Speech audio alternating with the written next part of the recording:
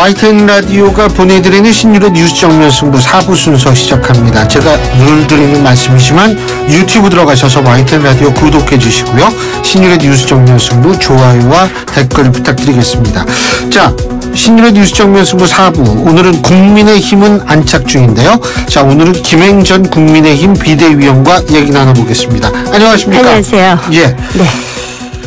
요새 윤 대통령이 이념에 관심이 많은 모양이에요. 얘기도 많이 하고. 네. 자, 이렇게 이념에 대해서 자주 언급하고, 지난번에 국민의힘 연찬회에서는 실용보다 이념이 더 중요하다. 뭐 이런 네. 얘기도 했는데, 네. 그 이유가 뭐라고 보십니까? 사실 이제 지난 정권에서 문재인 정부에서 이제 국가의 정체성을 좀 재설정하려는 그런 의도가 많았습니다. 이건 정치적 목적이죠. 대표적으로 이제 홍범도 장군의 유해를 국내로 모셔와서 이제 대전 현충원에 안장시킨 일부터 또 잘 아시다시피 49억이나 들여서 광주에 공산주의자인 정일성 공원을 만드는 것, 그리고 또 일본의 후쿠시마 오염수 반대한다고 하면서 민주당이 일본의 친북 정당인 삼인당을 찾아가는 것, 그리고 또 윤석열 퇴진하라고 하면서 최근까지도 진보당이 통진당의 후예 아닙니까? 국가 반란죄로 2014년도에 해산됐죠. 진보당과 연대 투쟁하는 것, 또 최근에 윤미향 사건에 이르기까지, 또 얼마 전에 이례경 혁신위원장, 민주당 혁신위원장은 100년 전쟁의 다음을 준비한다 이런 얘기도 하셨고, 또 통진당 대표였었던 간첩 이석기 석방 주도도 했죠. 등등이 국가 정체성의 문제를 확실히 하는 것은 정권이 바뀌었으니까 전 당연한 문제라고 생각을 해요. 그래서 제가 오히려 거꾸로 여쭙고 싶어요. 대한민국은 남과 북으로 갈려져 있습니다. 남한은 자유민주주의를 추구하고 있고 북한은 공산주의 정권입니다. 국가의 정체성 문제인데 정치학 공부하셨으니까 네. 정당성 문제는 이제 레지티머시라고 굉장히 중요한 그렇죠. 문제이죠.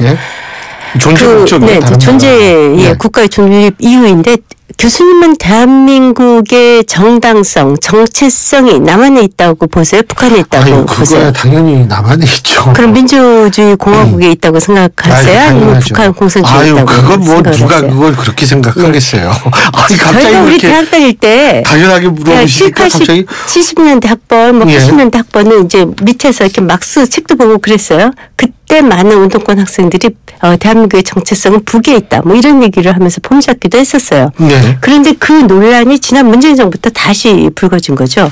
저는 이번에 홍범도 장군의 사건 같은 것은 대한민국의 정체성을 분명히 하는 것, 즉 잘 아시다시피 1921년 6월 28일 날 자유시 참사가 있었습니다. 네. 그러니까 이전에 항일 투사였던 홍범도 장군과 그 이후에 공산주의였었던 홍범도 장군은 엄연히 다르다. 그래서 항일 투사였었던 분의 유해는 당시 항일 투쟁을 했었던 독립기념관에 모시는 것이 당연하고, 그분의 흉상을 육사에 놓는 것은 적절치 않다. 그런 점에서 국가의 정체성을 분명히 한다. 이 말씀을 좀 드리고 싶어요. 예, 근데 이석기 전 의원은 간첩이 아니라 내란 음모죄로 그렇게 됐다는 걸 제가 정정을 하고요. 네. 근데 지금 저도 이게 굉장히 윤미향 의원 아까 잠깐 말씀하셨습니다만, 이제 조총련이 주관하는 것은 아니고 여러 주체가 있는데 그 중에 하나로 조총련이 들어갔다 이렇게 얘기를 하는데 그 행사에 참석을 했다. 그런데 이제 중요한 부분은 뭐냐면, 여기에서 지금 국민의힘이 징계하자 이렇게 얘기를, 윤리위에 또 제소하겠다 이런 얘기를 하는데, 이 부분은 어떻게 보세요? 저 이거 굉장히 심각한 문제라고 보는데요. 네. 아시다시피 이제 같은 날 국민의힘의 정진석 의원, 또 민주당의 윤호중 의원은 민단이 추진하는 관동 대지진 100주년 기념식에 참석을 했습니다. 네, 배현진 의원도 아마 갔을 거예요. 네, 그런가요? 민단이 하는 데서 대한민국이 그때 100년 전에 관동 대지진 때 우리 백성들이 학살당한 것에 대한 진상규명의 요구를 더 많은 국회의원들이 참석을 해야죠. 그런데 이제 윤미향 의원 같은 경우에는 조총련은 이제 우리가 소위 일본의 1955년 체제 이후에 북한의 대사관 역할을 한 집단이라고 얘기하지 않습니까? 그런 곳에 가서 그 기념사 중에 대한민국을 남한 괴뢰 정권이라고까지 얘기를 하는 그 자리에 앉아 있었다는 것이 도저히 용납이 안 되는 거죠. 괴뢰 정권이라 괴뢰 도당. 도당이라고. 예, 예. 네, 그렇게 얘기했고 또 이제 방금 전에 밝혀진 바에 따르면 그 직후에 또 어디를 가셨냐면 조선학교 그 취약 지원금을 무상으로 지원하라라는 그 항의 시위에 또 갔어요. 조선학교라는 것은 뭐냐면 그 김일성, 김정일의 초상을 붙이고 북한식 사상을 교육하는 곳입니다. 그래서 일본에서는 북한학교라고 부른다고 해요. 여기는 이제 초등학교, 유아원부터 이제 대학교까지 있는데 특히 조선대학교 같은 경우는 그 창립 60주년 때 참고로 그 조선대학교는 우리나라에 있는 조선대학교와 완전히 다른 겁니다. 완전히 다른 일본의 그 조선대학 조총련이 세운 대학이죠. 거기 60주년 때 미국과 일본을 괴멸시키는 것을 목표로 삼겠다라고 당시에 그 김정은에게 그 서신까지 보내서 이게 산케이 보도가 돼서 일본 사회를 완전히 뒤집어 놓은 이런 곳입니다. 그런데 그리고 또한 이곳의 교과서를 보면요. 400곳이 넘게 김정일, 김일성을 찬양하고 우상화한 것을 지금 제1교포 또는 이제 일본인들 그 학교에 다니는 사람들한테 가르치는 반국가 단체이고 실제로 대한민국 대법원에서 여기를 반국가 단체로 규정을 했습니다. 그래서 이것은 분명하게 실정법의 위반입니다. 네. 그렇군요. 근데 그래서 아마 이제 형사 고발 됐을 거고요. 이것과 관련돼서 어떤 식의 판결이 내려질지는 좀 두고 봐야 될 것 같아요. 그리고 국방부 장관 바뀐다며요? 네네. 그거 들으셨어요? 들었어요. 근데 이게 왜 바뀐대요? 아무래도 이제 홍범도 장군의 그 논란이 심한데 제가 아까 왜 홍범도 장군의 생일을 그 21년 6월 28일 전과 후로 바꿔야지 된다고 말씀을 드렸냐면 28년에 그 소련 아무르주에서 소위 말해서 자유시죠. 그 당시에 그 소련의 불군 군대가 그 대한민국의 그 우영군 사령부 소위 말해서 그 항일 투쟁을 했었던 대한민국 독립군들이죠. 그들의 자유시. 네, 자유시에서 그 통수권을 접수하려고 했습니다. 그때 당시에 김자진 장군이라든가 이범섭 장군들은 소련 공산당한테 속아서는 안 된다. 그리고 도로 만주로 넘어갔습니다. 당시에 일부가 이 그 고려 공산당을 결성을 해서 소련군을 도와서 오히려 대한민국 독립군과 의용군들에게 총살을 가해서 당시 사상자가 역사적 고증에 따르면 900명에서 1600명에 다다른다. 지금 이렇고요. 당시에 이제 홍범도 장군은 뭐 직접 그거와 관련이 없다 이런 얘기도 있긴 있더라고요. 아니 그렇진 않죠. 홍범도 장군 같은 경우에 소련 공산당이 분명하게 그 입당을 하셨고요. 또 당시에 그 끝나고 나서 그 재판을 할 때 50여 명의 대한민국 의용단의 그 대장들을 재판을 했거든요. 그때 재판위원으로 또 참석을 했죠. 그래서 이제 그것에 대한 공로를 레닌으로부터 인정받아서 금시계 또 받고 금시계에 그 서명까지 되어 있었다고 해요. 그 100루블에 달하는 금화도 받고요.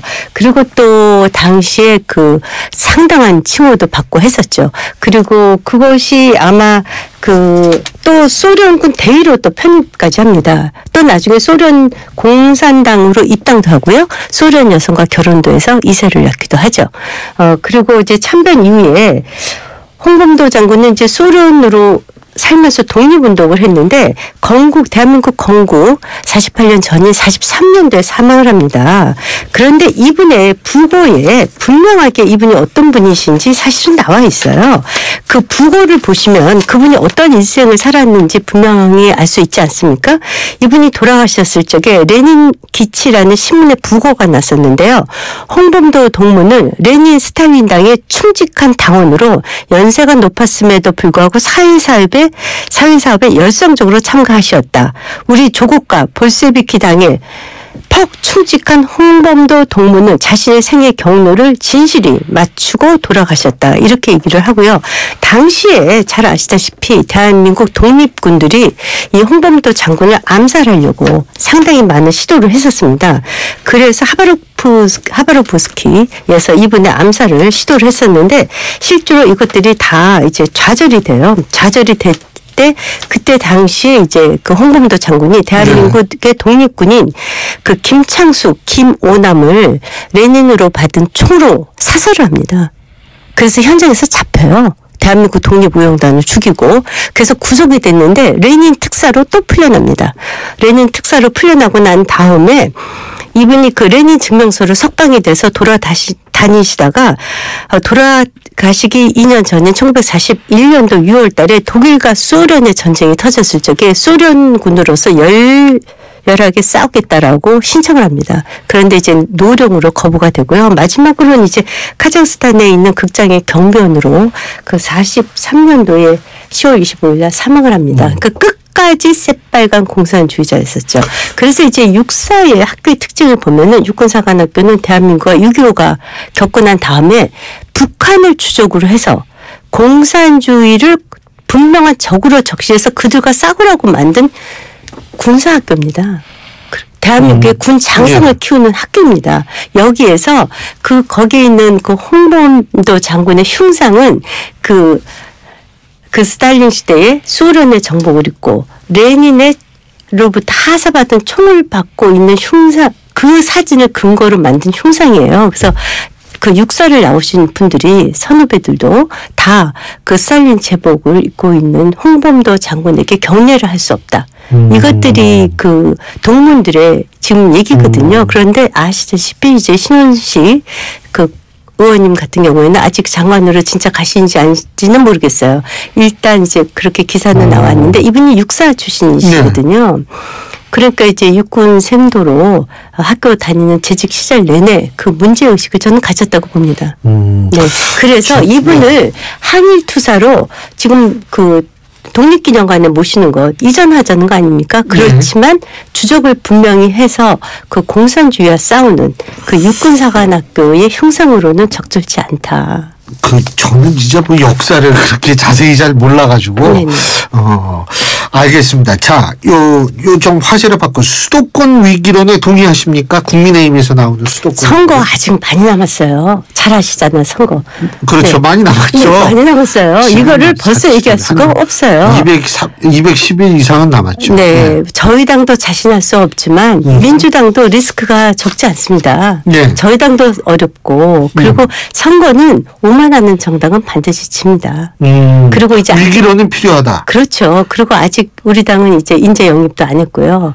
그래도 좀 어떻게 보면은 지난번에 아시다시피 수도권 121석 중에 18석 차지했었죠. 네. 그러니까 거의 뭐 대부분이 비어 있다고 보는데. 아니요. 지난번에 16석입니다. 총선 때는. 근데 이제 네. 중간에 이게 보궐로 해가지고 한 분 들어가서 17석인데 네.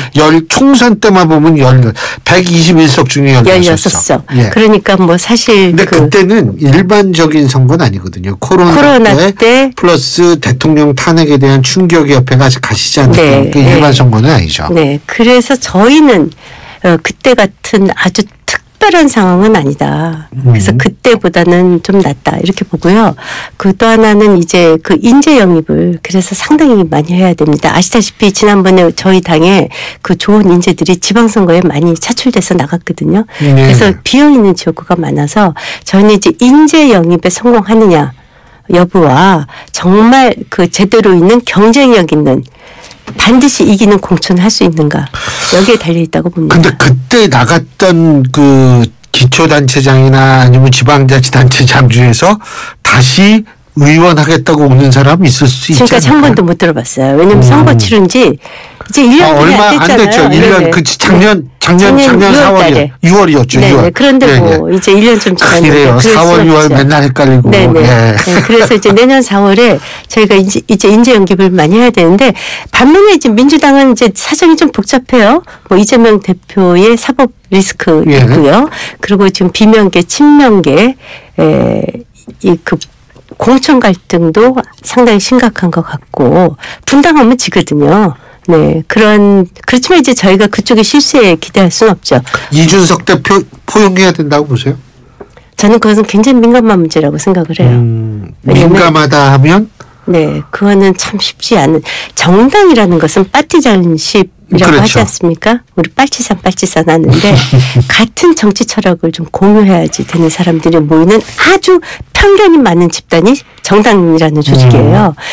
이게 무슨 뭐 회사 직장 다니는 조직은 아니고 정치적 이념, 그러니까 지향점이 같아야 되는데 그런 점에서 우리 당의 당원들이 상당한 의구심을 갖고 있는 것이 사실이다. 저는 그런 점을 보고 특히 최근에 이념 전쟁 같은 것에 있어서 저희는 이제 내년 1월 1일부터 아시다시피 간첩을 잡는 대공 수사권 같은 것도 경찰로 넘어가지 않습니까? 그렇습니다. 국정원에서 상당히 고민을 많이 하는데 이준석 대표가 대한민국에 간첩이 어딨냐 이런 식의 발언도 하시고 이런 것으로 볼 적에 이분의 정체성에 대해서 전 확신이 없습니다. 아직. 네. 예, 오늘 시간이 벌써 다 갔네요. 오늘 말씀 여기까지 듣겠습니다. 고맙습니다. 네, 고맙습니다. 네. 지금까지 국민의힘 김행전 비대위원이었습니다.